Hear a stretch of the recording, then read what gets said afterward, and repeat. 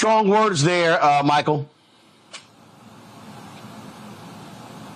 Yes, they were strong words, Roland. And, you know, this is something that didn't have to happen. This is another scandal dealing with Trump, on top of flip-flopping on campaign issues, things of this nature. But, you know, there's a piece from NBCnews.com that talks about the Army says a Trump aide, quote, abruptly pushed aside an Arlington National Cemetery employee. And then the Trump campaign put out that the employee had some type of mental issue or something like that as well. We know the employee doesn't want to press charges, but this is utilizing dead soldiers, okay, for the purpose to promote the Trump campaign.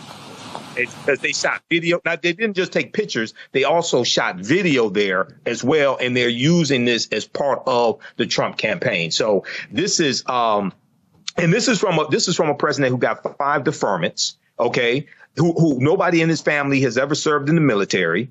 And this is somebody who doesn't understand the sacrifice that those who serve in the military make, their families make, and those who give the ultimate price make as well, regardless of whether you agree with the mission or the war, anything like that. So this is another example why he can never become president again. Donald Trump, speaking of being an ass, made an ass of himself at Arlington National Cemetery earlier this week after they bum rushed a staffer there, then later called her mentally unstable. They've been criticized by a lot of veterans. The U.S. Army had to come out with a strong statement of rebuke of Trump's staffers. Well, the folks at Vote Vets, they were not happy at all by any of this. They dropped this ad. We've got Trump on the run, scared. His insults about service members catching up with him. He's panicked. Losers and suckers, he called us, confirmed. Refusing to be seen with wounded warriors because it makes him queasy. Refusing to salute the fallen of World War I because he, quote, doesn't understand what was in it for them. Because he was afraid his dye job might run in the rain faster than he ran to a quack doctor when the draft board called his number. Comparing his sexploitations with the likes of Jeffrey Epstein to the sacrifice of those who went in his place to Vietnam.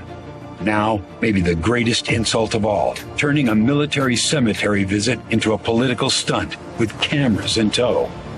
In Section 60, one of the most hallowed acres of all, and when an Army civilian official told them they were breaking federal law that bans politics and campaign cameras, Trump thugs verbally and physically assaulted her. Disgusting. Donald Trump, the grave markers veterans and military families drop a knee to are not your political props. They represent the heroes we served alongside, men and women you could never measure up to, friends who lived and died by the oath we all swore to uphold.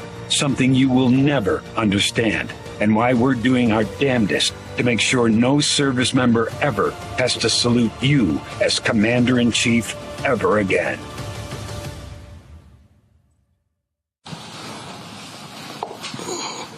Yo, that is an ad right there. Major General retired Paul Eaton also talked to Vote Vets, and man, he did not hold back when it came to Donald Trump. Y'all check this out. Ladies and gentlemen, this is Paul Eaton, Major General of the United States Army, retired. Every year, my wife and I pay our respects to the fallen in Arlington National Cemetery. Some were killed in action. Some have died of natural causes. It's a very emotive time for us. My father, Colonel Norman Eaton, and his co-pilot, Lieutenant Colonel Paul Getchell, commingled remains are in Section 60. The remains of Lieutenant Ken Ballard, dear son of a close friend, Karen Meredith, are in Section 60. We have stood next to people crying, paying their respects to their sons, daughters, fathers. It's a very emotive event.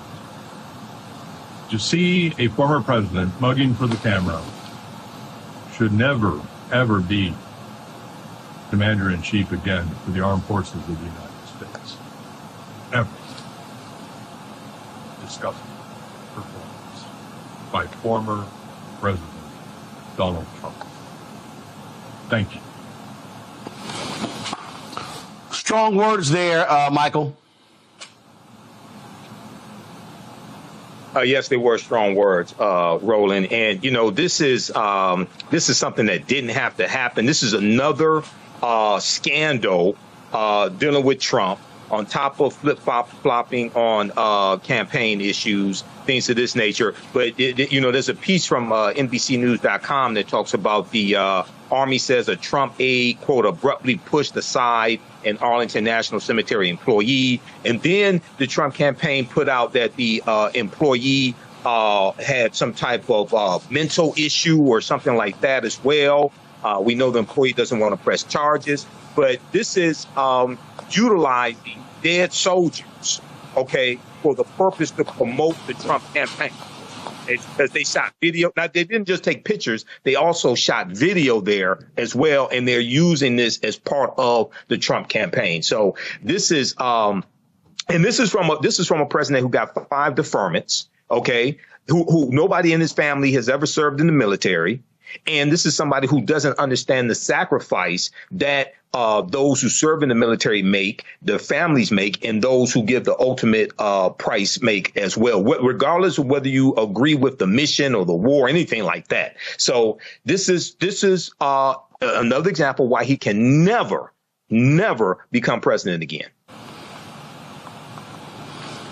Oh, absolutely. In a moment, I'm going to play for y'all this almost 8-minute video that they put together. And let me tell you something. It is a strong video.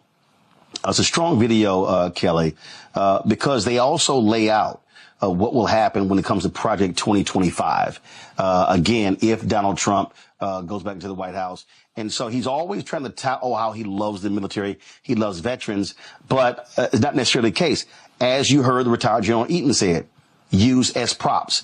And so people need to understand the dangers that are in place if this, frankly, wannabe dictator, this just moral degenerate is back in the Oval Office.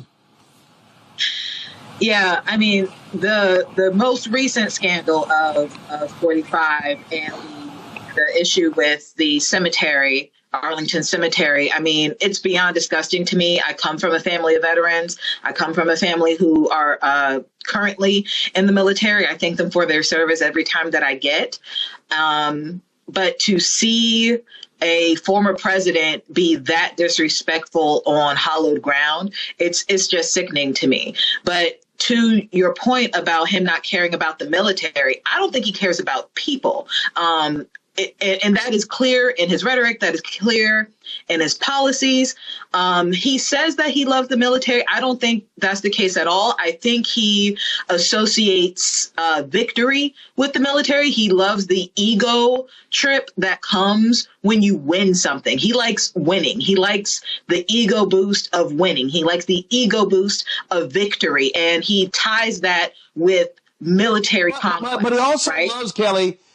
But Kelly, remember, he also loves the pageantry.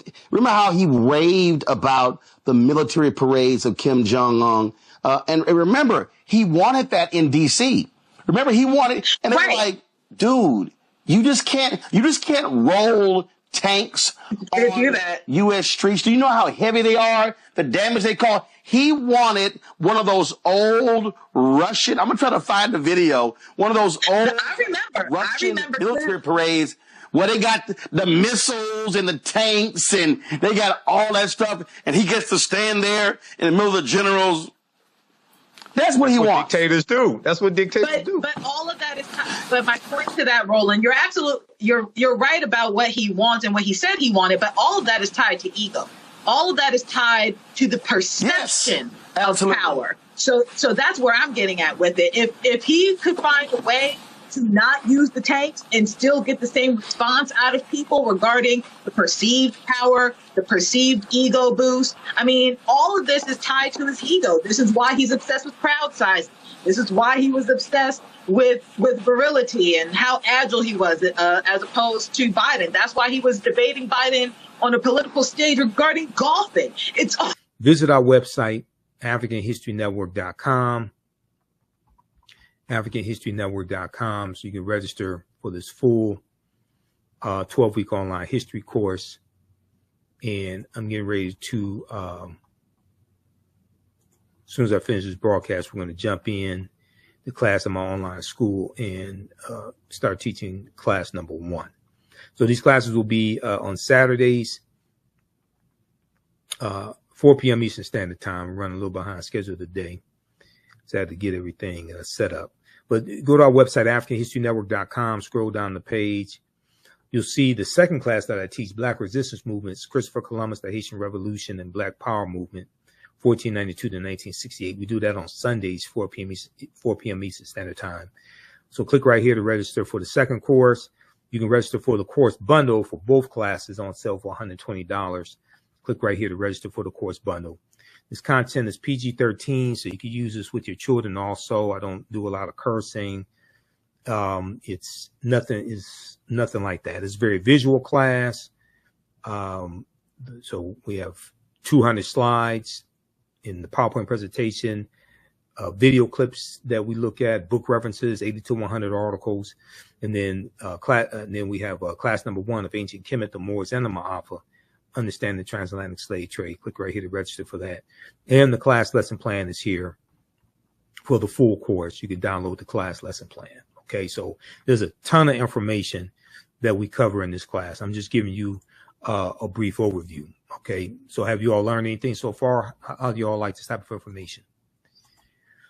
And who still needs to register for this class? So when we scroll down, we look at some of the other content that we'll cover. We'll look at archaeological discoveries that keep causing the scientists and archaeologists and paleontologists to push the timelines back. And these are archaeological discoveries that show an African presence in parts of the world earlier than people thought. Okay. So there was one good article, Recap Humans Are 100,000 Years Older Than We Thought. This is from the New York Post.